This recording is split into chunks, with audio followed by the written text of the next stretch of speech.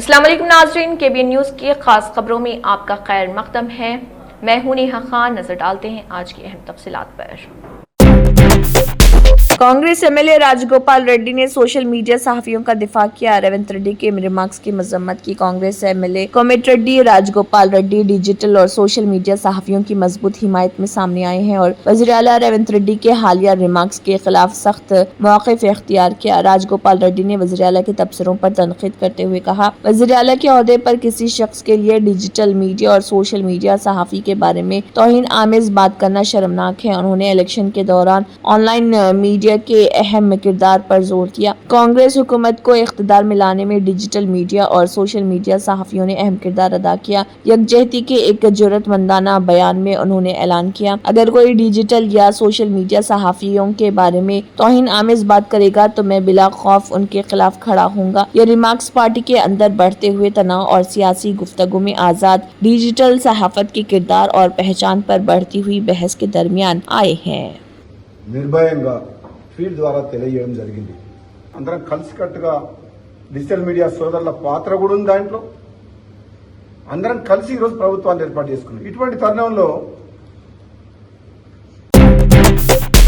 संगारेड्डी जिले के झार संगम मंडल के अडाकोला पल्ली में गैस सिलेंडर लीक होने से एक मां और दो बेटे शदीद जख्मी हो गए। जब गौरी कांति शंकर अम्मा अपने घर में खाना पका रही थी, आग गलती से गैस सिलेंडर रेगुलेटर पाइप से फैल गई। जले हुए जख्मों के साथ शंकर अम्मा की चीखें सुनकर उसके बेटे प्रभु और वाइटल आग पर काबू पाने के लिए गए और आग की लपेट में आ गए और शदीद जख्मी हो गए। जख्मियों को 108 एम्बुलेंस में जहीराबाद एरिया हॉस्पिटल ले जाया गया। चूंकि झुलसने वाले जख्म शदीद थे, इसलिए इब्तदाई तौर पर जख्मियों का इलाज करने वाले डॉक्टरों ने उन्हें बेहतर इलाज के लिए संगारेड्डी जिले अस्पताल भेजने की सिफारिश की। वाक़े की इत्तला मिलते ही जहीराबाद के एमएलए मानिक राव ने जख्मियों की इयादत की।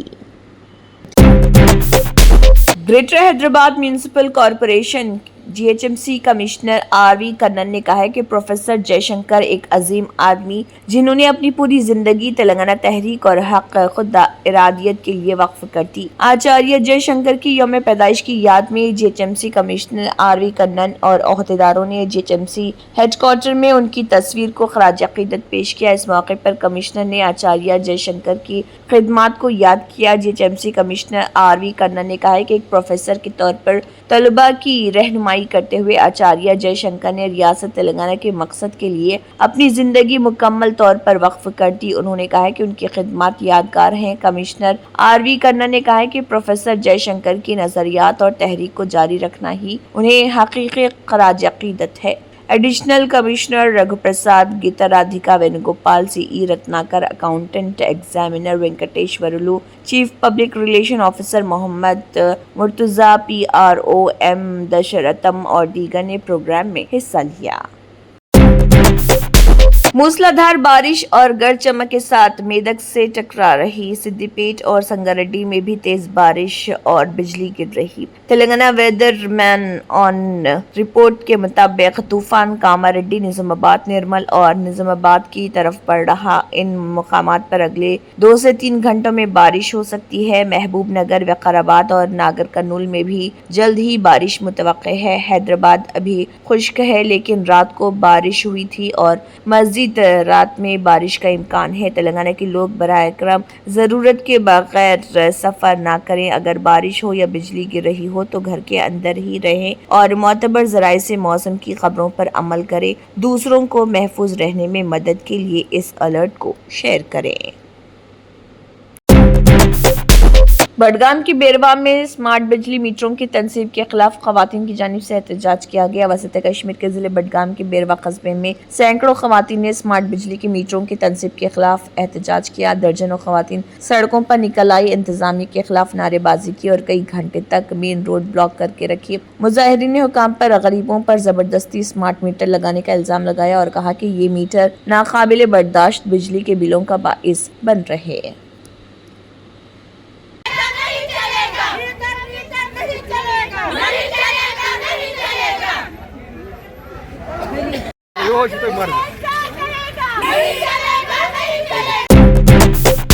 دہلی سمیت ملک کی کئی ریاستوں میں بجلی کی قیمتوں میں اضافہ ہو سکتا ہے۔ عدالت کی جانب سے بجلی کی تقسیم کار کمپنیوں کے برسوں سے اٹکے بقایا جات کی ادائیگی کے لیے قیمتوں میں اضافے کی سفارش شرائط کے ساتھ منظور کر لی گئی ہے۔ فیصلے کے مطابق یہ اضافہ واجب، مناسب اور صارفین کے لیے کفایتی ہونا چاہیے۔ عدالت نے دہلی الیکٹرسٹی ریگولیٹری کمیشن کو ہدایت دی کہ وہ ایک تفصیلی روڈ میپ تیار کرے جس میں یہ طے کیا جائے کہ بجلی کی قیمتیں کب، کیسے اور کتنی بڑھائی جائیں۔ اس فیصلے کا اطلاق صرف دہلی ہی نہیں بلکہ ان تمام ریاستوں پر ہوگا جہاں بجلی کی تقسیم کار کمپنیاں برسوں سے بقایا جات کی منتظر ہیں۔ بجلی کی تقسیم کار کمپنیوں کا کہنا ہے کہ انہیں بجلی کی خرید و فروخت اور ترسیل پر جو خرچ آتا ہے وہ اس رقم سے کہیں زیادہ ہوتا ہے جو صارفین سے وصول کی جاتی ہے۔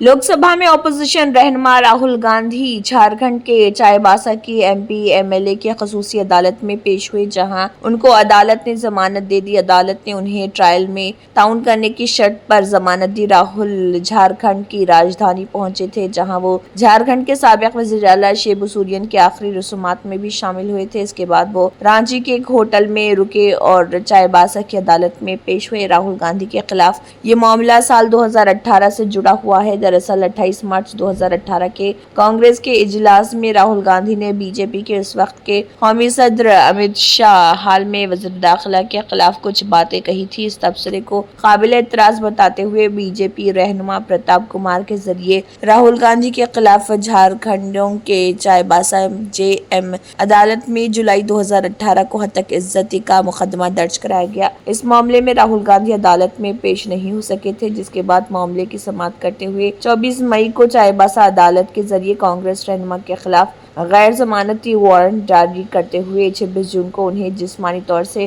عدالت میں پیش ہونے کا حکم دیا گیا تھا۔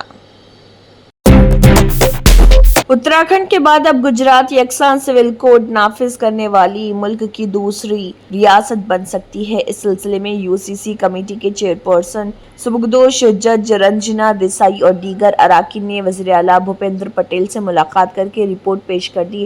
اگلے مہینے اسمبلی کے مانسون اجلاس میں یو سی سی بل پیش کیے جانے کا امکان ظاہر کیا جا رہا۔